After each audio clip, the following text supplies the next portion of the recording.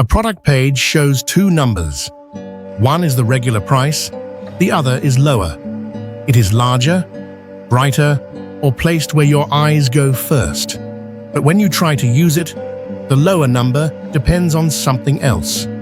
You may need to sign in. You may need to join a program. You may need to scan a card or an app at checkout. The price is visible before the condition is complete.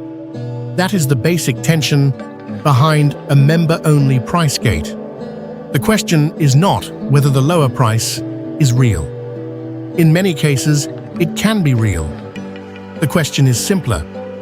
When a low price is shown to everyone, but usable only by some shoppers, what exactly are you comparing? The visible experience looks familiar. A shopper searches for a product, checks a shelf label, or opens an online grocery listing. The page shows a regular price, and beside it, a member price. The member price is lower. The screen or shelf may make the lower number feel like the price of the item. But the system does not treat every shopper as being in the same state. That state matters. A shopper who is not a member may see the member price, but seeing the member price is not the same as being eligible for it. A shopper who is a member may still need to be signed in online, or may need to present a card or app in store. The same product can therefore have more than one price condition attached to it. This is not a normal price comparison where two stores show two public prices and every shopper can use both under the same conditions. It is a comparison architecture. The number is connected to eligibility. The system object is the member-only price gate. It is a price structure where eligibility and identity state determine which price is displayed or applied. The first stage is visibility. A lower number appears in front of the shopper. That lower number may be shown on a shelf label, a search result, or a product page. The second stage is condition. The lower number is attached to a membership state. The shopper may need to join, sign in, scan an app, scan a card, or have an eligible account. The third stage is application. At checkout, the system decides which price applies to the shopper in that moment.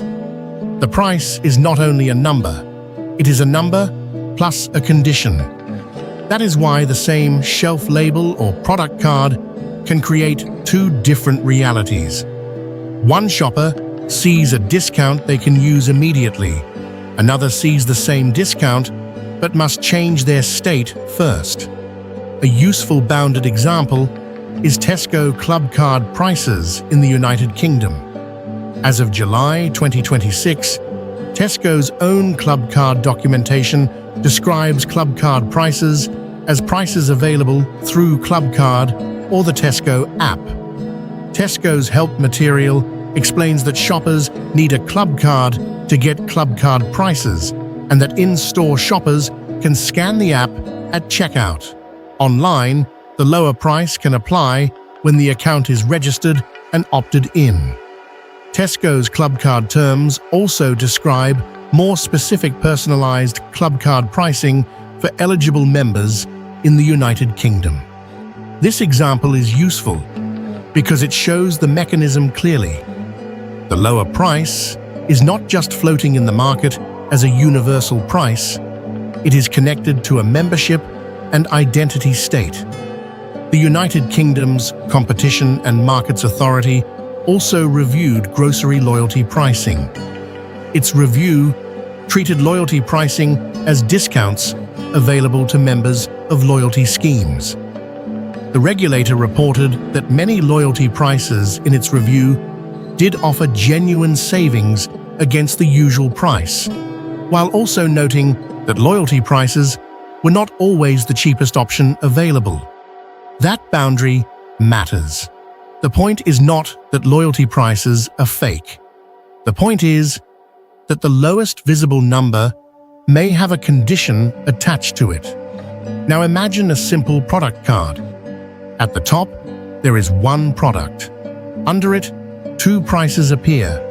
On the left is the regular price. On the right is the member price. That is the visible layer. Remove the first layer, and the structure underneath appears. The regular price is available to the ordinary shopper state. The member price is attached to a different state, member recognized. Remove the next layer, and the recognition step appears. Online, that may mean a signed-in account. In a store, it may mean scanning a card or an app at checkout. Without that recognition step, the system may not apply the lower price. Remove one more layer, and the program relationship appears. Joining a loyalty program can involve enrollment, account creation, and program terms. Depending on the program and market, it may also involve data use connected to shopping activity. In Tesco's case, its privacy policy describes collecting or creating several categories of personal data, including club card number, transaction data, user interaction data, and marketing data. It also states that shopping behavior, including club card transactions, may be used to understand customers and provide personalized offers and services. That does not mean every member price is personalized. It does not mean every loyalty price is based on individual data. It means that, for this example, the membership layer and the data layer are relevant boundaries. The price gate is not only about the lower number, it is also about the state required to use the lower number. This is where public comparison can become messy. Suppose one shopper compares a member price from one store with a regular price from another. On the surface, the comparison looks simple. Product A costs less here than there, but the prices may not be under the same eligibility condition. One price may require membership, another may not. One may require app use or account recognition. Another may be available without that step. The comparison can still be useful, but it is incomplete unless the shopper knows what kind of price each number is. This is the consumer blind spot. The lowest visible price may not be available without enrollment or data exchange. The blind spot is not that the lower price is impossible to see. It is that the condition behind the lower price can be easier to overlook than the number itself. A low price is fast to read. Eligibility is slower to interpret. The business incentive is also not hard to understand. Membership pricing can support retention, repeat purchasing, and customer segmentation. A shopper who joins a program may be more likely to return because the next discount depends on the same membership relationship. The retailer may also learn more about shopping patterns depending on the program design and privacy rules. Different customers can be grouped, rewarded, or offered different benefits through the program structure. But incentive is not the same as intent. A loyalty program can offer real value. A member price can be clearly marked. A shopper may prefer the trade-off, join the program, use the card or app, and receive the lower eligible price.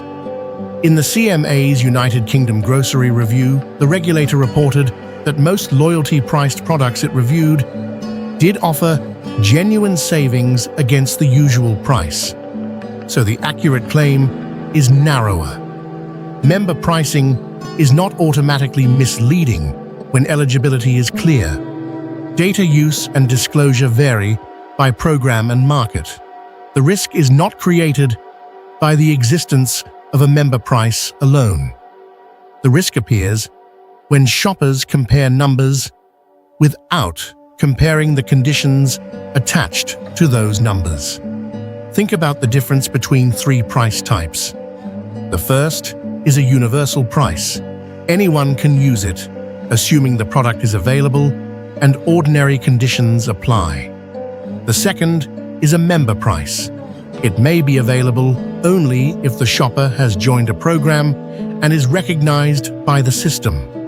The third is a personalized or account-specific price. That may depend on additional eligibility or account factors, and it needs even more careful wording because it varies by program. A member-only price gate sits between visibility and application. It lets a lower number be visible in the shopping environment, while the right to use that number depends on a state the shopper must meet. That is why this mechanism is different from a checkout fee stack.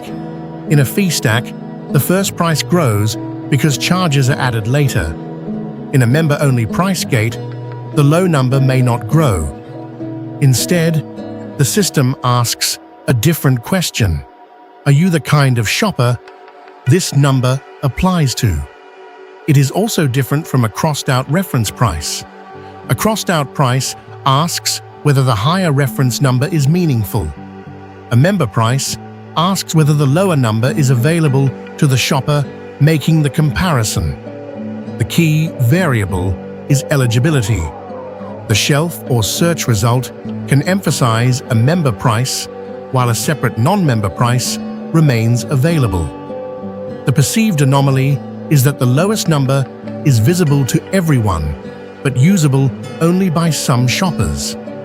The consequence is that public price comparisons can mix prices with different eligibility conditions. That consequence matters because price comparison depends on like-for-like conditions. If one price requires a membership state and another does not, the comparison is not wrong, but it is not complete. The shopper is comparing both numbers and access rules. A clean way to understand the structure is to draw a line between two columns. The first column is what everyone can see: product, regular price, member price, savings label. The second column is what the system checks: membership, sign-in, card scan, account eligibility, and any program terms that affect use. The comparison becomes clearer only when the two columns are connected. A number in the visible column must be matched with a state in the system column. If the state matches, the member price may apply. If the state does not match, the regular price may apply. If the shopper is comparing across stores, the eligibility condition travels with the price. It cannot be ignored. This does not mean shoppers should reject member prices. It also does not mean every loyalty program creates the same trade-off. Some programs may be simple, widely available, and clearly disclosed. Others may involve more account steps, data considerations, or access limits. The evidence has to stay specific to the market, the retailer, the program, and the date. For Tesco Club Card prices in the United Kingdom, the bounded evidence supports a clear system explanation. Club Card prices are tied to Club Card eligibility. The lower price can require a card, app, or recognized online account. Tesco's privacy materials describe Club Card and transaction-related data use. The CMA reviewed UK grocery loyalty pricing and found that many reviewed loyalty prices gave genuine savings, while also warning that loyalty prices were not always the cheapest available option. Those facts do not prove a universal story about all retailers. They do show why the mechanism matters. The member-only price gate changes what the price means. The low number is not only a price signal, it is also an eligibility signal. Once that is visible, the shopper moment becomes easier to interpret. The lower number on the shelf is not necessarily the price for every shopper standing in front of it. It may be the price for a shopper in the right program state. The regular price may still be the price for someone outside that state. And an outside price comparison may become unreliable if one side includes membership eligibility while the other side does not. The useful mental model is not member prices are bad or member prices are always good. Both are too simple. The useful model is universal price versus eligibility conditioned price. A universal price answers one question: what does this cost? An eligibility conditioned price answers two questions: what does this cost, and what state must I be in to use it? That is the structure behind the member-only price gate. The visible number may be real, but the comparison is only complete when the eligibility condition is visible too.